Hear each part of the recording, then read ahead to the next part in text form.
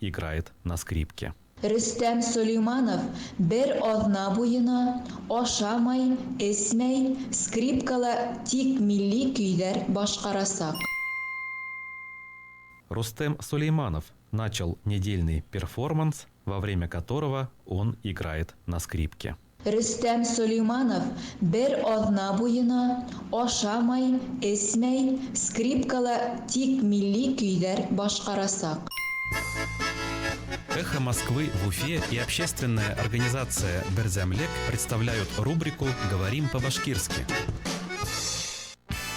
Вы слушаете «Уфимский разворот» – программу, в которой ваше мнение может быть услышано, голос учтен, а СМС-сообщения прочитаны в эфире нашей радиостанции. Слушайте «Уфимский разворот» по будням с 9 утра. Да не просто слушайте, участвуйте.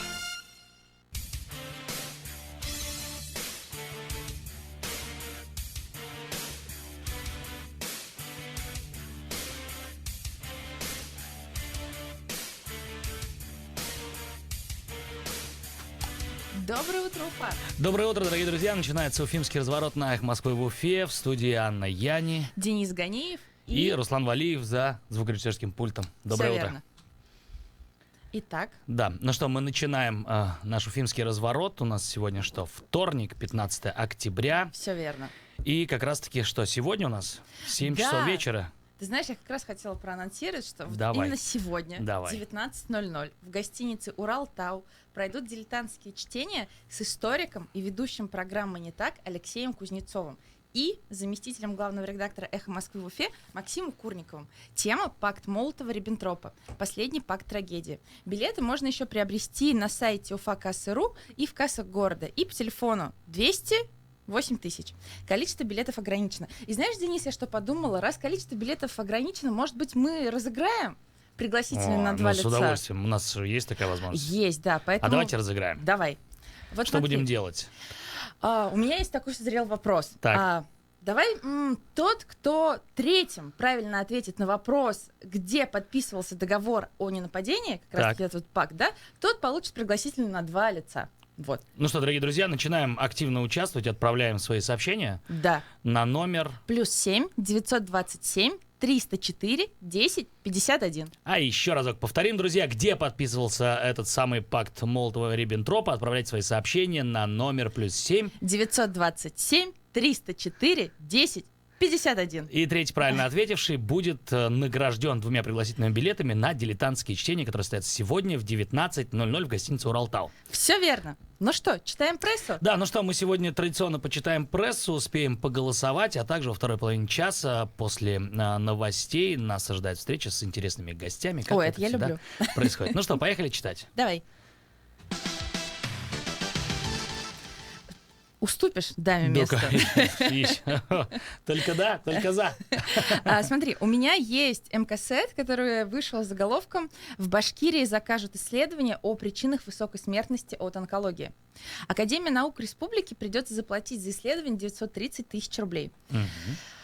Башкирские ученые в лице Академии наук Республики Башкортостан планируют заказать исследования о причинах высокой смертности от онкологии и сердечно-сосудистых заболеваний. Цель подобной работы – выяснить влияние на эту причину смертности демографических, поведенческих, медико-организационных факторов. Вот. Также хочется отметить, что сердечно-сосудистые заболевания – это основная причина смерти жителей республики. Башкирия также, к сожалению, в числе лидеров в стране по росту смертности от онкологии. Представляешь, за 10 лет этот показатель вырос почти на 19%, тогда как по стране он снизился на 2%. Ну, по личным ощущениям, мне кажется, процент должен быть гораздо выше, потому что огромное количество людей, к сожалению, у нас болеют. Да, а онкологии, сердечно-сосудистой, мне кажется, нет такой семьи, которая бы Не эта беда не коснулась бы, коснулась. да. Да. Но будем надеяться, что это исследование как-то поможет.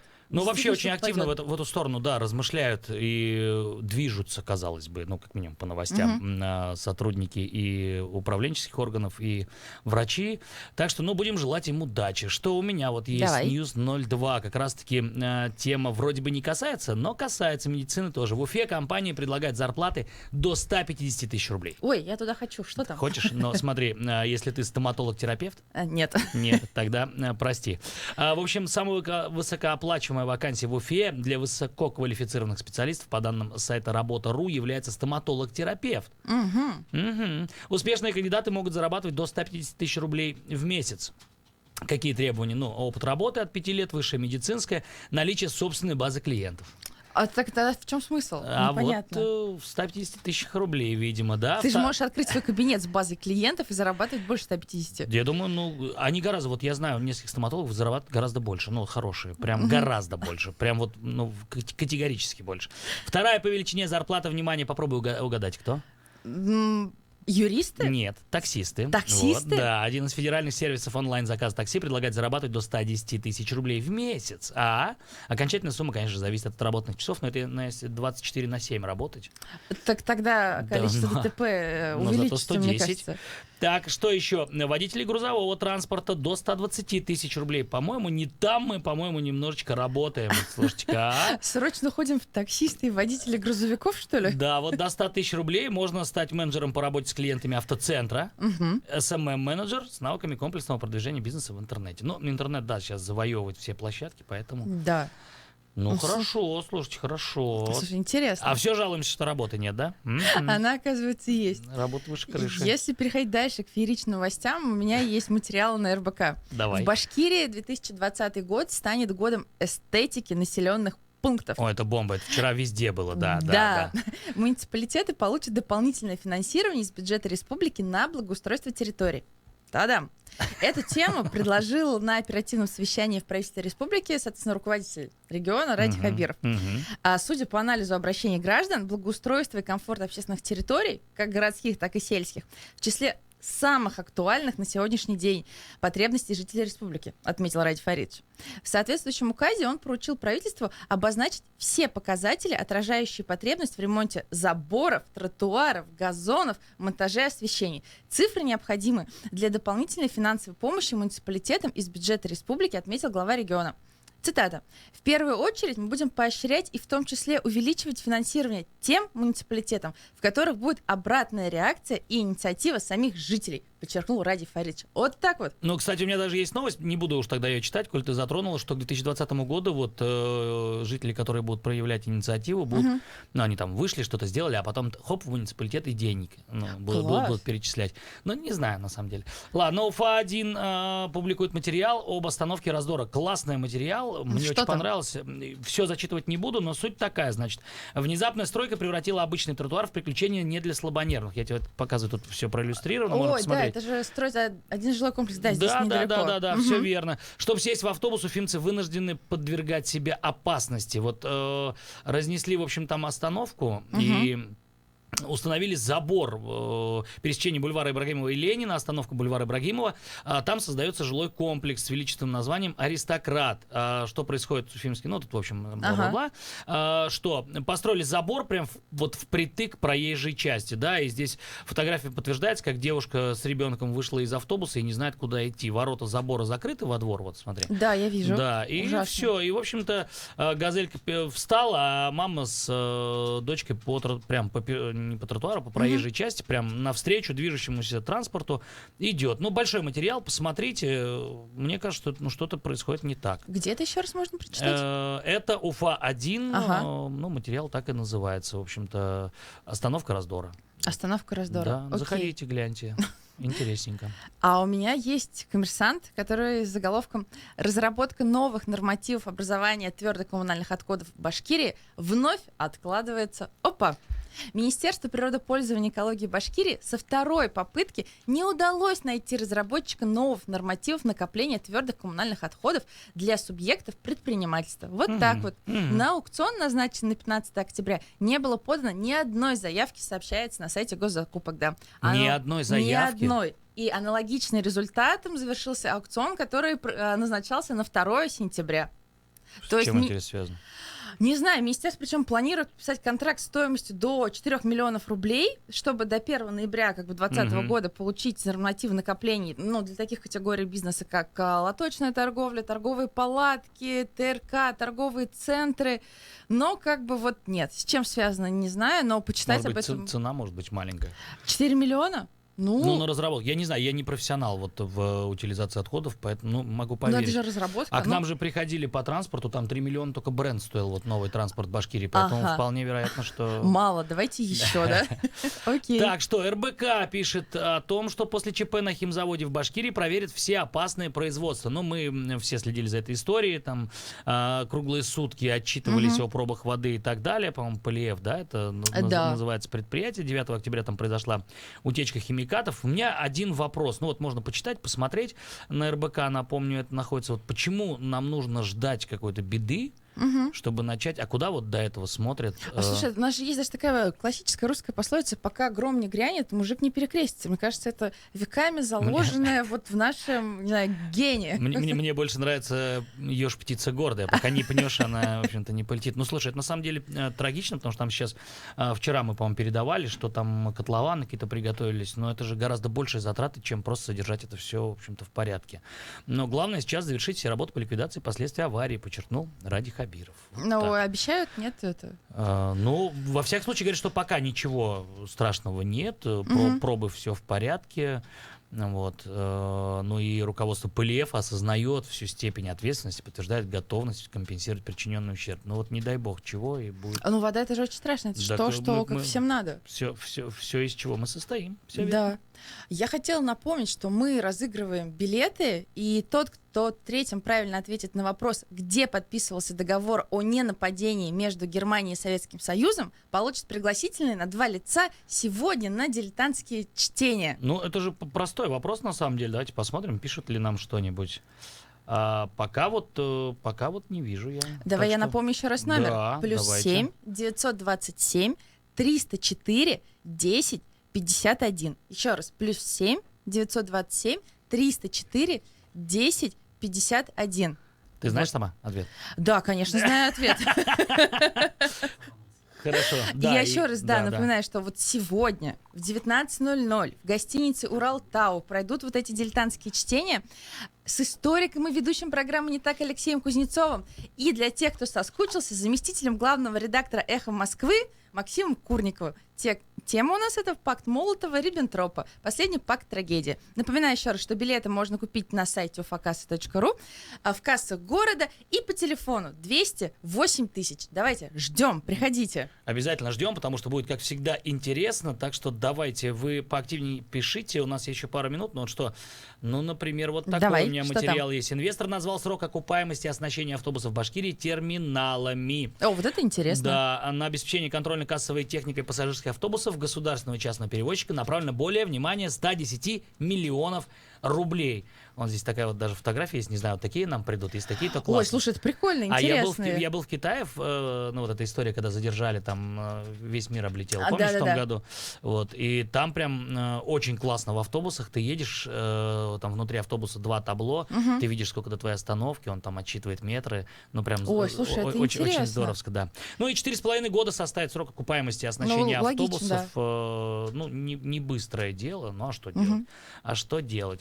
Мы совершенно бесплатно предоставили терминалы предприятиям, перевозчикам. Мы же, инвесторы, несем все расходы на обслуживание кассовой техники, отметил Олег Романов. Комиссия, которая взимается с безналичного оборота, составляет 4,5%. Это самый низкий процент в России. В других регионах это как минимум 5,5%. Мгм. Ну вот. Так, а я, знаешь, что сейчас уже предлагаю? Смотрю на время. Может, послушаем уже кусочек программы «Послесловие» с Азаматом Саитовым? Да, с удовольствием, Вчера конечно. у Азамата в гостях был руководитель АНО ШЖР Салават Хамидуллин. Вообще эфир был о праздновании Дня Республики, а фрагмент, который мы сейчас послушаем, он будет о Салавате Юлаеве. То есть вот мы его послушаем, а И потом потом поголосуем. Поехали. Почему Салават Юлаев стал вот этим национальным героем? Как Салават, таких людей даже внутри Пугачевщины было десятки вождей. И он не был предводителем, как говорят, всех восставших башкир. А я не говорю уже про другие восстания, где были такие титанические фигуры, как Балдар Исикеев, там, Туркучура Лагулов, Кельмяк Нурушев, который выше Салавата в полководческом отношении, в плане вот политической деятельности, там, на 2-3 головы выше. А почему же Салават стал? Во-первых, вот этот культ Салавата, он не стал складываться в советское время. Вот он сложился еще в 19 веке. Стоит почитать труды русских писателей, историков. историков, того же Игнатьева, там, Нефедова и других, краеведы, публицисты, этнографы. И не Степан Злобин открыл нам Салават Юлаев своим романом. Да вы что, все это не то, конечно. Кстати, а почему вдруг в 30-х годах появился роман Злобина? Был запрос. От кого? От, естественно, центрального правительства. Это тоже как бы легло, вот пазлы как бы легли, все было в одном тренде. Запрос на развитие национальных культур. Большевики ведь это сознательно все делали. Не потому, что они такие добренькие, а потому, что это так нужно было создавать вот такие лояльные национальные элиты, этносословия, да. Поэтому и Злобин написал в 1940 году фильм «Салават Юлаев» сняли и так далее. Но культ Салавата, повторяю, он родился независимо ни от кого в самом башкирском народе. Сам башкирский народ выбрал его в качестве национального символа. И теперь мы подходим к вопросу, почему, да? Образ Салавата, представление самих башкир соответствовало вот их понятиям, каким должен быть настоящий герой. А ведь Салават, он ведь единственный из предводителей, скажем, пугачевщины, который отверг все предложения о, скажем, прекращении боевых действий. Для башкирских предводителей Екатерина II предложила вот такие условия, да, то есть понимая, что башкирский бунт подавить не удастся, большинство согласилось, Салават единственный не согласился. И это единственный человек, к которому Екатерина дважды обращалась через генерала Потемкина: сдайся, полное прощение гарантировано, потому что Екатерина сдерживала свои слова, все вот эти предводители башкирские, другие, которые легализовались, ни один из них не пострадал. Гвоздикова нашла уникальный документ, где вот они собрались, Салават и вот ближайшие его друзья, которые дали клятву до смерти находиться в беспокойстве и никому не покоряться. Вот их слова. Понимаете? А почему этот документ у нас не получил такого распространения? Почему он везде во всех книгах написан? Другое дело, что мы сами ничего не хотим изучать, и сами большинство людей просто вот питаются вот этими мифами, а тем более, что из школы сейчас нету предмета истории родного края и так далее, понимаете? Ну и вот и все, пожалуйста, результат.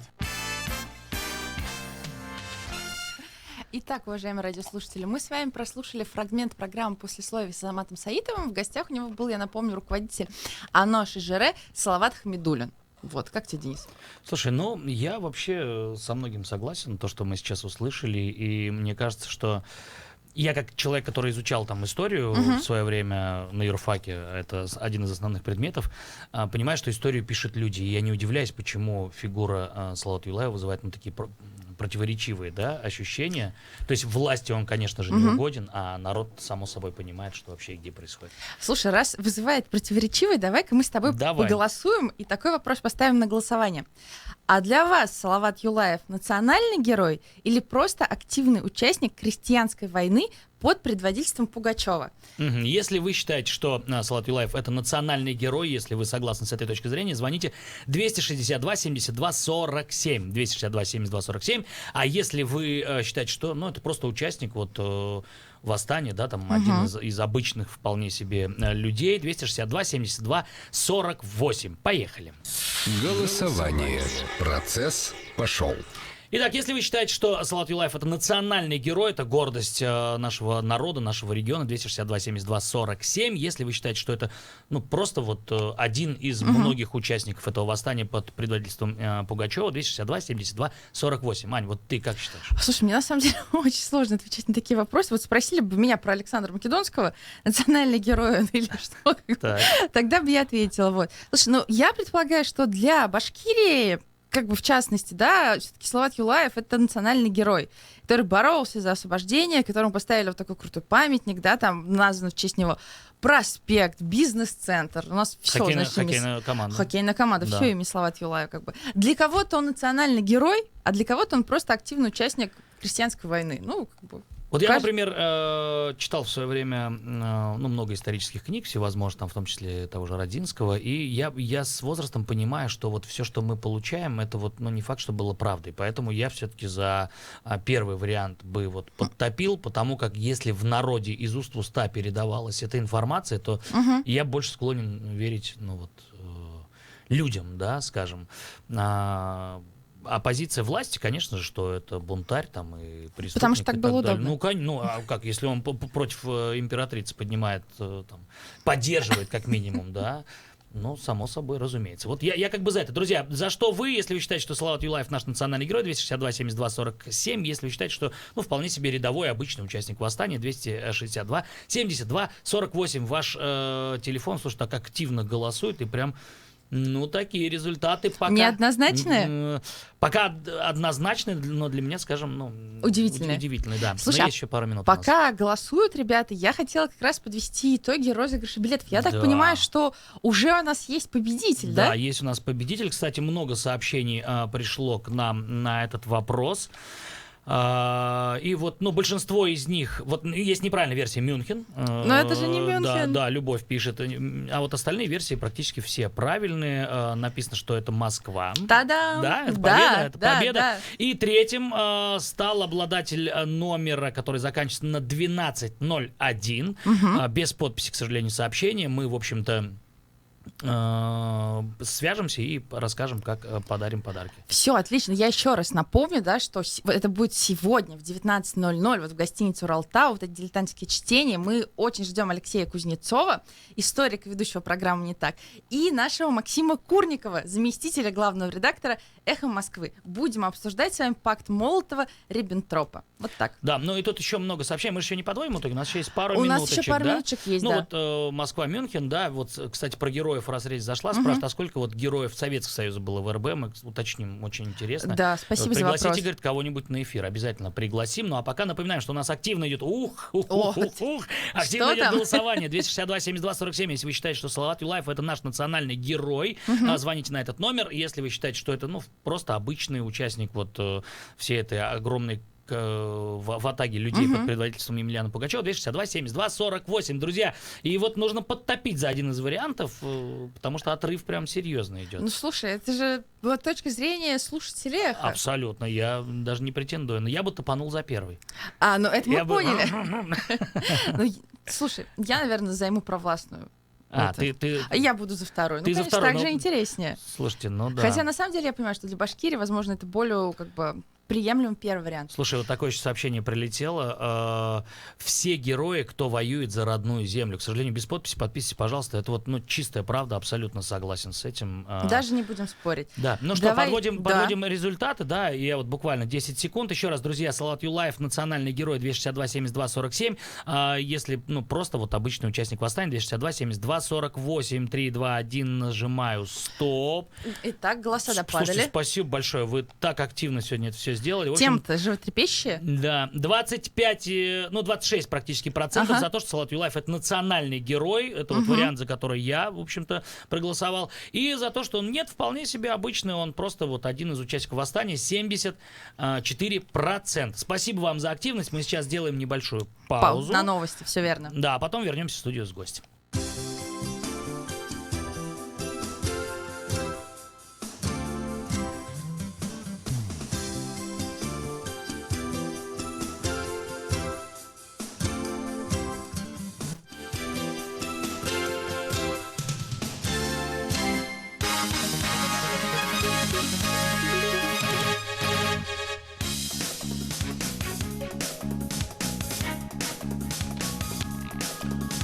В 7:30 в Москве. Здравствуйте, в студии Алексей Гусаров на Эхе Новости.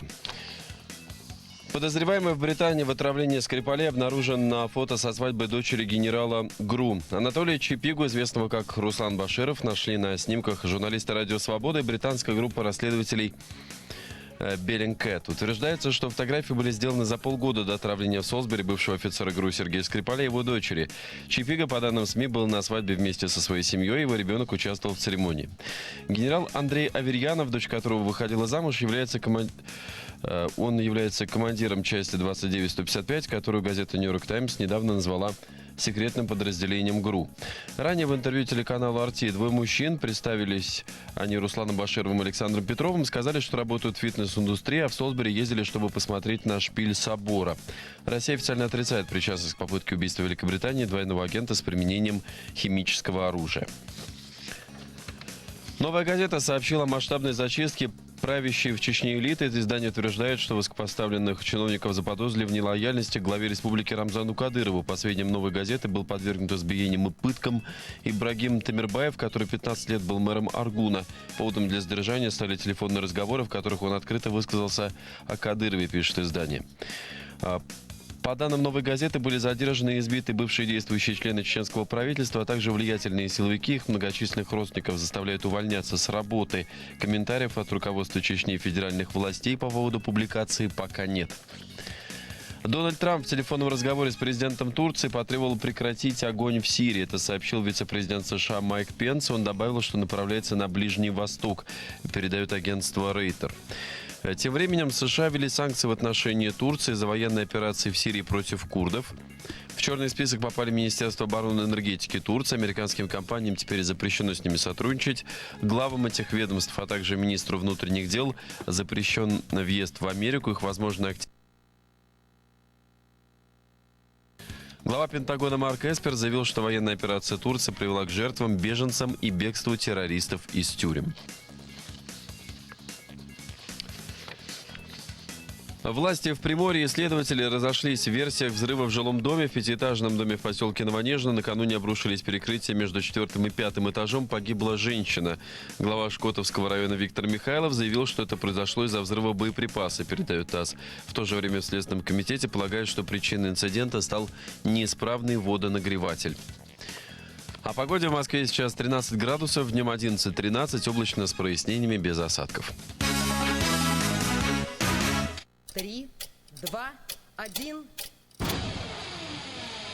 Реклама. Первый трест представляет жилой комплекс «Уфимский Кремль» в самом центре Уфы. Новая секция в продаже. Успейте купить на старте. 222 0111. Застройщик ООО «Трест» номер 7. Проектная декларация на сайте наш.дом.рф. Самый известный психолог страны Михаил Лобковский, автор бестселлера «Хочу и буду», выступит в Уфе с новой, актуальной для всех темой «Формула счастливых отношений с супругами, родителями, детьми». 19 октября. ГКЗ, Башкортостан. Михаил Лобковский. 12+.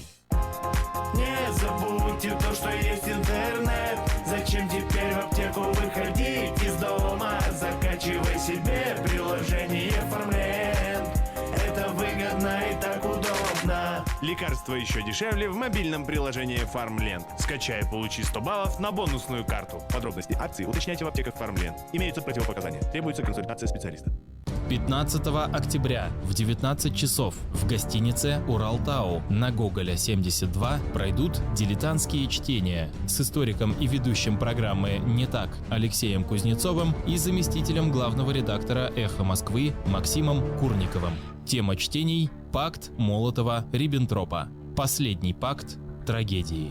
Приобрести билеты можно на сайте kasсы.ru, в кассах города и по телефону 280 20. Количество билетов ограничено. Категория 12+.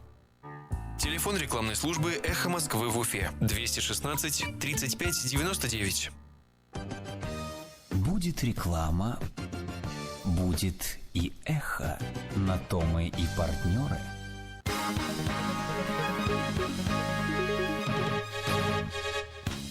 На «Эхе Москвы» в Уфе новости. У микрофона Юлия Сафина. Здравствуйте. В домах у 2 активистов Уфимского штаба Навального проводятся обыски. Об этом «Эху» сообщила координатор штаба Лилия Чанышева. По ее словам, оперативники пришли домой к волонтеру Ольге Комлевой и депутату Русско-Юрмашевского сельсовета Альберту Гаскарову. Какое ведомство проводит обыски и с каким делом они связаны, Чанышева уточнить не смогла. Между тем, СМИ сообщают, что аналогичные обыски проводятся у активистов штабов Навального в разных городах России. Напомню, первая волна обысков у руководителей штабов Навального прошла в начале сентября. Тогда оперативники Следственного комитета обыскали квартиру самой Лилии Чанышевой, юриста Федора Телина и помещение штаба. Сообщалось, что следственные действия связаны с делом об отмывании денежных средств Фондом борьбы с коррупцией Алексея Навального. В главном корпусе Башкирского государственного университета произошел пожар.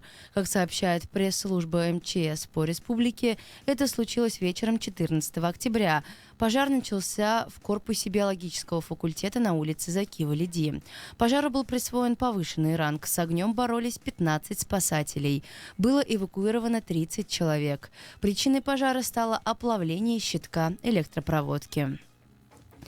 В некоторых школах Башкирии не хватает посуды. Как сообщает Общественная палата республики, это выяснилось при мониторинге питания школьников в Бураевском районе.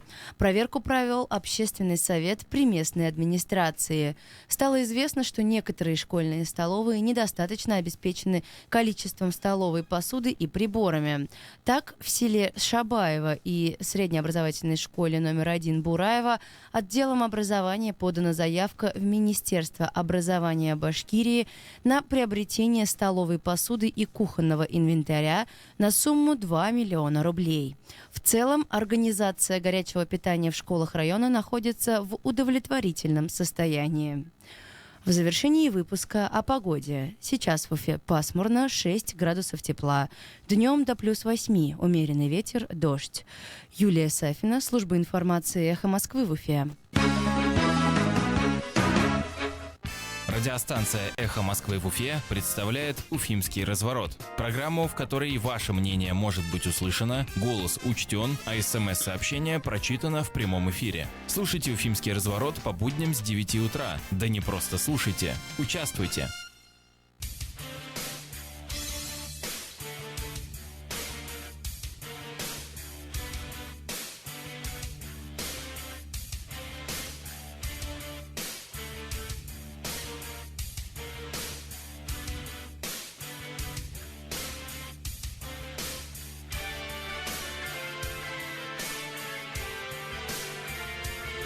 Дорогие друзья, Уфимский разворот продолжается, да. Там мы тут заговорились за эфиром. Анна Яни, Денис Ганиев, Руслан Валиев. И все верно. Мы сейчас хорошо так поголосовали и определили победителя.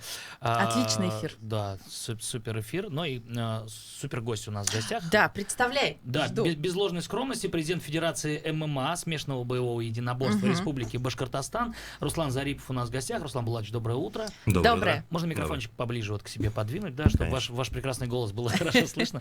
А повод, друзья, очень интересно. У нас впервые в истории Республики Башкортостан, впервые в истории смешанных единоборств ММА Республики Башкортостан, воспитанник Федерации ММА Башкортостан стал обладателем Кубка России.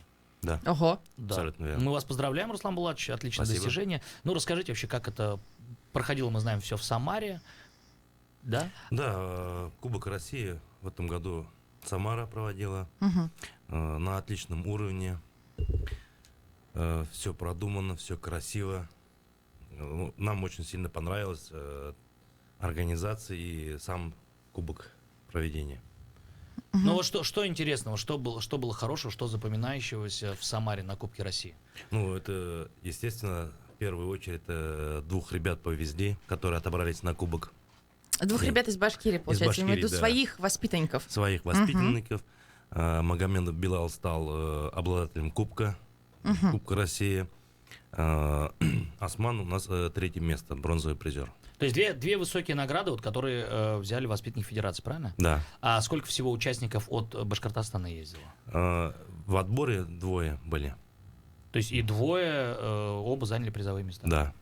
Слушайте, это замечательно. Но когда мы обсуждаем вот такие вопросы, что вот там дети выиграли, такое, мы же понимаем, что за детьми стоят взрослые тренеры, да, которые их к этому подготавливают, воспитывают. Вот расскажите, пожалуйста, у вас получается что?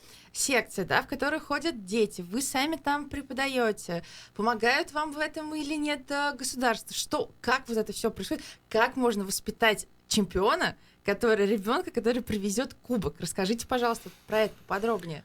Ну, естественно, как бы тут заслуга тренера Абакар Гусейнов. Он воспитывает детей очень хорошо, тренирует досконально, требует с них. Это упорный, тяжелый труд. Почему Абакар у нас главный тренер сборной Башкирии? Потому что показывает результаты именно. Вот, и он также занимался у Хабиба отца. Хабиба Нурмагомедова, получается. Да, Абдулманапа.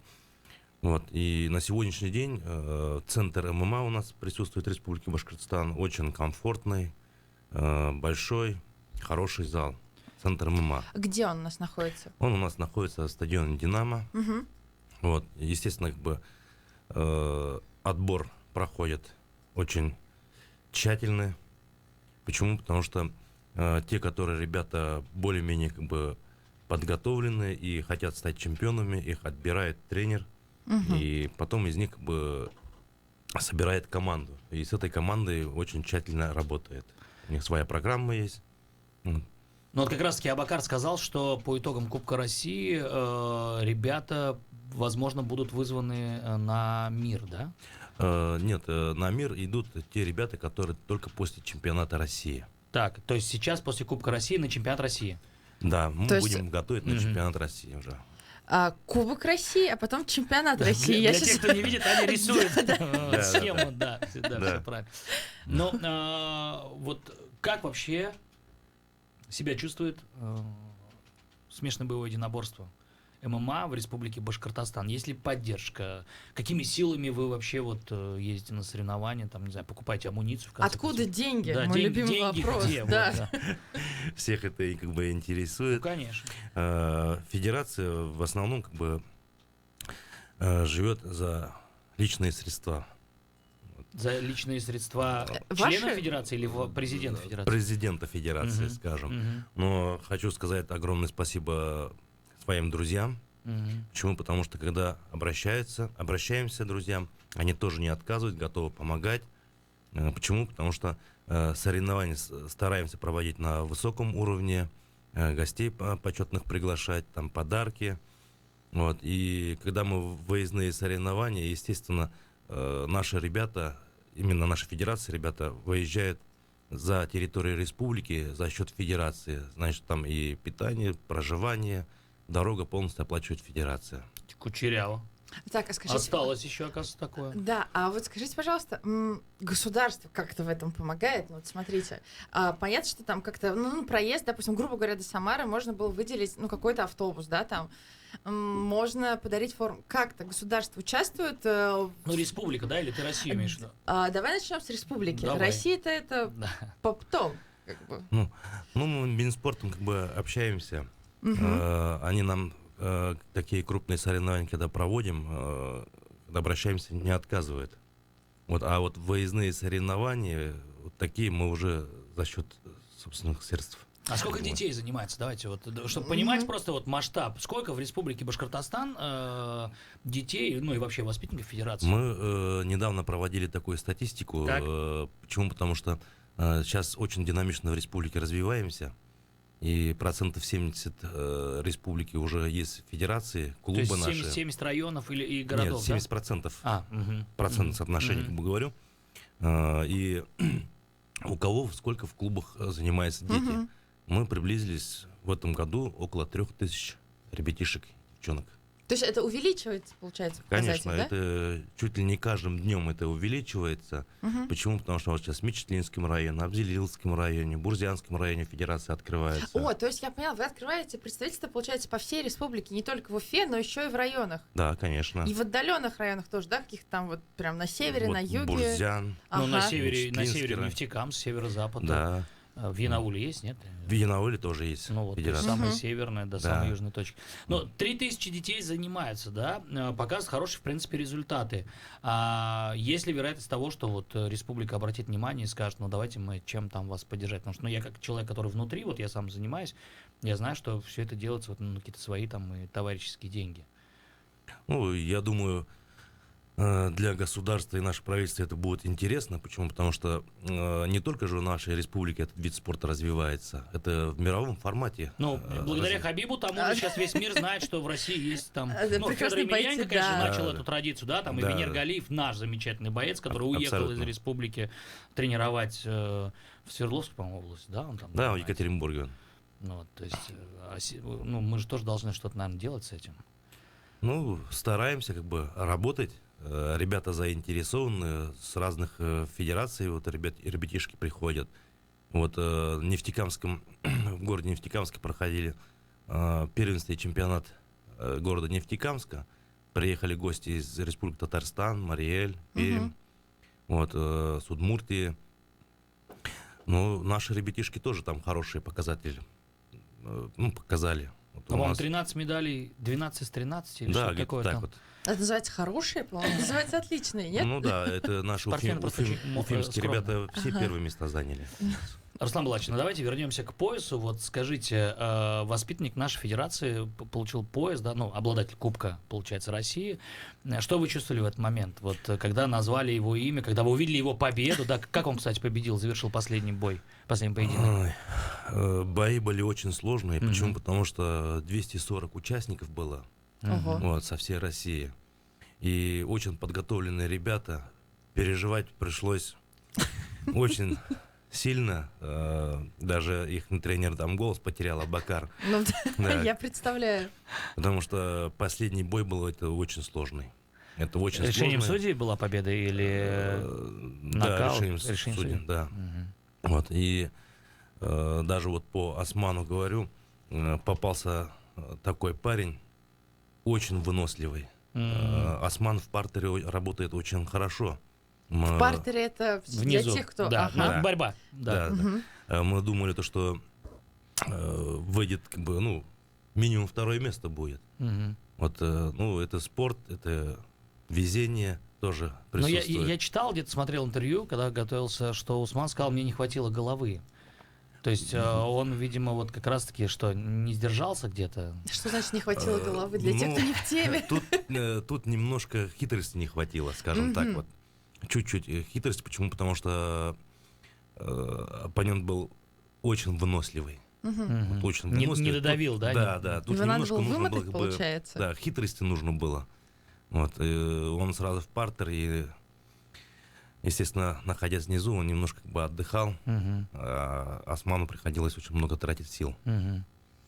Ну, вот, и возвращаясь все-таки к вопросу, для меня это всегда ценно. Что вы ощутили, когда там же был лучший ринг-анонсер России Загорский, ну, вот красивый голос, который все бои там мирового уровня в том числе ведет, который проходит на территории России, и он объявил, что там победитель, обладатель Кубка России, Билал, Магомедов и Республика Башкортостан, там Уфа, что там сказал? Благодаря друзьям Александру Гурьянову, это президент Федерации Самарской области, тоже пригласили наградить своих ребят. И было очень приятно. И, ну, естественно, волнение было, и море радости, счастья.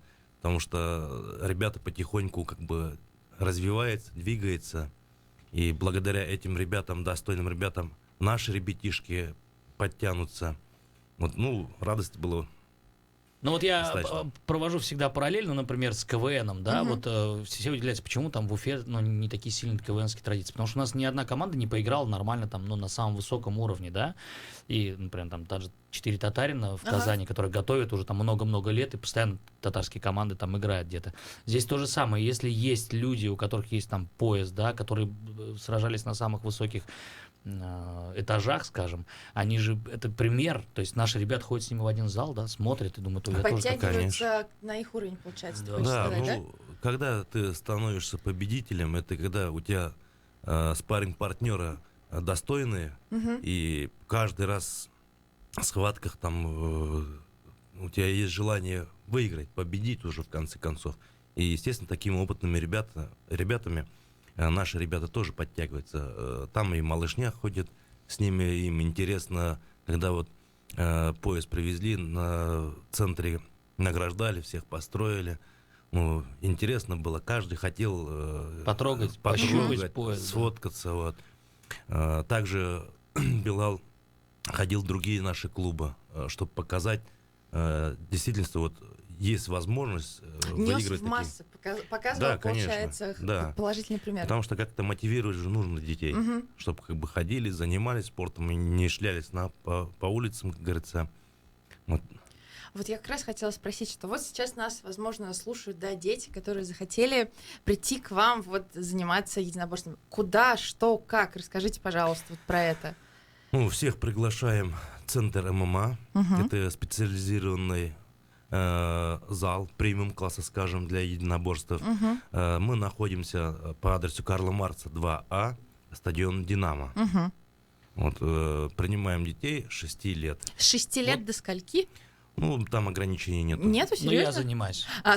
Я не самый старший. Слушайте, Руслан, скажите, пожалуйста, вот как раз-таки о детях хочется поговорить, потому что для многих я сам сталкиваюсь, я, например, сына вожу на тренировки, сталкиваюсь с таким ответом, что, ну, это страшно. То есть детей я ни за что там не отдам в ММА, да, но там бьют, там душат и так далее. Ну, типа, вырастет, там сам выберет. Вот расскажите об этом. Детям действительно ли это опасно, страшно и не стоит вообще заниматься этим? Ну, если так думать, то лучше как бы дома сидеть. И планшетами занимаясь. Не, ну подождите, опасно. ну нет, вы тут тоже не правы, это как бы справедливо, там бьют в голову, да. Вот есть фехтование условное или шахматы, да, где тебе что, конем прилетит в голову? Ну тут же вопрос такой. Но мы помним известный фильм, где конем прилетело и доской еще потом сверху. Да, не конем, а лошадью, давайте будем справедливы. Давайте развеем этот миф или подтвердим его. Просто когда вот эти вот смешанные единоборства, вот эти бои начались, все говорили бои без правил. Да. Это проще назвать бои без правил. Да. Но на сегодняшний день этот вид спорта Министерством спорта России аккредитован. Официально. Есть, официально. Есть определенные правила. Правил очень много. Допустим, с 12 лет мы начинаем соревнования, проводим. Там в стойке, в партере бить по голове нельзя. И там 16-17 лет уже как бы в стойке можно по голове бить. Вот, и в партере как бы тоже можно по корпусу работать. Поэтому правил очень много. Я бы не сказал, что это травмоопасный вид спорта. Ну вот у вас 2 дочери, я знаю, что младшие вы тоже отдавали. Да, у нас и старшая как бы позанималась. Там в основном в партере. А младшей больше нравится как бы на стойке работать. Вот. То есть я правильно понимаю, что не только мальчики, но еще и девочки ходят к вам? Да, конечно. Также официальные соревнования проводятся по девушкам, по ММА. Ну вот сейчас вообще тренд, насколько я знаю, ну, например, вот смарт-боксинг есть и так далее. То есть это... Я туда ходила. Да, ну, не, вот я, например, почему я пошел, допустим, в ММА, мне не нужно, я не собираюсь там соревноваться, мне это абсолютно не надо, но это невероятный это фитнес какого-то нового уровня, да, то есть ты, во-первых, работаешь все тело, ты там и в партере поборолся и так далее, то есть, но мне кажется, что это вот, если ты не планируешь соревноваться где-то, тебе и нагрузки будут совершенно другие. Тут же еще такой момент есть, родители некоторые приходят, говорят, допустим, вот недавно вот пришла мама, я хочу, чтобы у меня сын стал чемпионом России минимум. То есть привела и такая, вот, сделайте мне чемпиона? Да, с целью. Да. Вот, ну, мои друзья, которые приводят, также они спортсмены, но они говорят, нам это не нужно, Руслан, ну, просто физически подготовьте, чтобы мог за себя, за близких постоять. Ну, вот такие моменты. Кто желает там чемпионом стать, естественно, мы больше внимания уделяем, а кто просто, как вот Денис Ганеев у нас ходит со своим сыном, естественно, мы просто УФП и показываем, как нужно бороться, технику просто. Там никаких ударов нету, как бы по голове травмы не получают. Хорошо, а скажите, пожалуйста, с какими сложностями в работе, получается, вы сталкиваетесь? Возможно, это с родителями, там, с тренерами. То есть вот что мешает вам нести спорт в массы? В массы? Это в первую очередь финансы. Финансы, ага. Это в первую очередь финансы. Если были бы как бы финансы побольше, скажем, естественно, мы объехали бы все районы, максимально бы старались открыть спортзалы, максимально обучали тренеров, потому что у нас в Башкирии тренеров нету. То есть те тренеры, которые есть, они прошли обучение, получается, либо у вас, либо где-то извне? Да, главного тренера приглашали на семинары. Кроме главный этого, тренер сборной России. Сборной России это Геннадий Павлович Капшай. Также семинар приезжал Венер Галеев.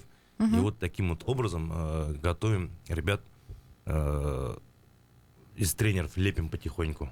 Это получается, вот, это время нужно. Это те люди, которые раньше занимались, а потом решили дорасти до тренера, да, получается. Кто-то вот тренер по кикбоксингу, допустим, Махмат у нас есть, Вячеслав Жук, рукопашный, там классика. Вот они потихоньку как бы на семинары ездят и обучаются, опыт свой увеличивать, скажем, что ли. Вот. Ну, естественно, другие регионы тоже ездят, общаются. Вот. Если как бы тренерский состав нормально подготовим, я думаю, более масштабно будем работать. Но вот вы ходите, смотрите по соревнованиям, по местным, да, ну, по республиканским. Есть ли, ну, вот, прикидка, что вот, я знаю, что вы тоже там в детстве занимались единоборствами, что вот, ну, вот это точно, вот, вложи в него там на 2 шага больше, он станет чемпионом. Есть у нас такие мальчишки? Есть, конечно. Есть? У нас 16-17 лет мы 3 года подряд ПФО первое место занимаем. Вот, 14-15 лет, в 2017 году 2 место по России заняли. Детишки тихонько растут, обучаются. Но звездочки уже есть какие-то? Есть пару имен, есть вот таких? На кого мы там лет через 5 будем болеть? 17-летний парень у меня есть, Сагитов Шамиль. Вот в Нефтекамске очень легко, в принципе, как бы прошел. И потом с Бурзянского района 2 ребятишек такие хорошие. Вот есть они. Мы всех показывать чуть не будем. Пусть будут темными лошадками. И тихонько готовятся. Есть надежда, что эти ребятишки у нас минимум чемпиона России станут. Да, вот нам пишет сегодня прям очень активно что-то сообщение отправляет. Финансов на шахматы мало, а тут костоломом. Жалко, что не написали свое имя, да. Что вы можете сказать, костоломы? Ну, каждый же по-своему это все, как ему удобно, так переворачивает. Слушайте, я как-то смотрел статистику, это один из самых менее травмоопасных видов спорта вообще. ММА? Да. Ну, знаете, какой самый травмоопасный вид спорта вообще в мире, знаете, нет? Нет. Коллеги, я сейчас на полном серьезе. А что? Нет. Акробатика. Нет, киберспорт. Это чистая правда, я сейчас не смеюсь. Да, то есть во время того, как люди играют на джойстике, вот этот киберфутбол, там, и киберхоккей, сотни травм получают. Кисти? Да, это чистая правда, то есть это прям по статистике. А ММА, кстати, там, где-то вот далеко это внизу. В прошлом году, да, было, статистику проводили по травмоопасности, и, как говорится, так получилось, что не ММА, травмоопасный вид спорта. Ну, я понимаю, о чем они говорят.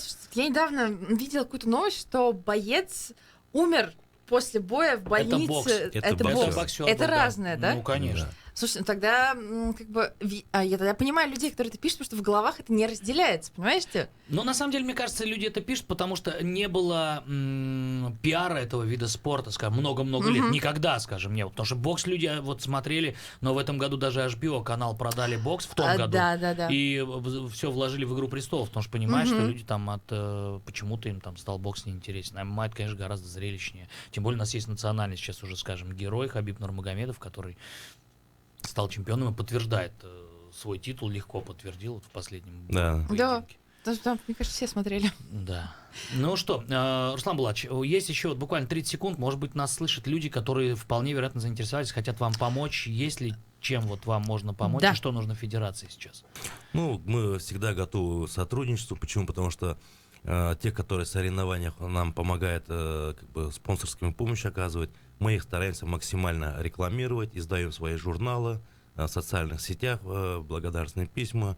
И когда у нас такие гости приезжают, как Федор Емельяненко, мы стараемся их знакомить, ну, естественно, как бы максимально оказывать рекламу. Где вас найти? Коротко, помимо «Динамо». В соцсетях, еще где-то? Это наш сайт ММА.РБ. Дорогие друзья, у нас в гостях президент Федерации ММА Республики Башкортостан Руслан Зарипов. Мы говорили о том, что впервые в истории наш воспитанник стал чемпионом, обладателем Кубка России. Ну а этот уфимский разворот для вас провели Анна Яня, Денис Ганиф и Руслан Валеев. Пока-пока. Пока. Мягкой посадки вашим батарейкам. Эхо Москвы в эфире круглосуточно.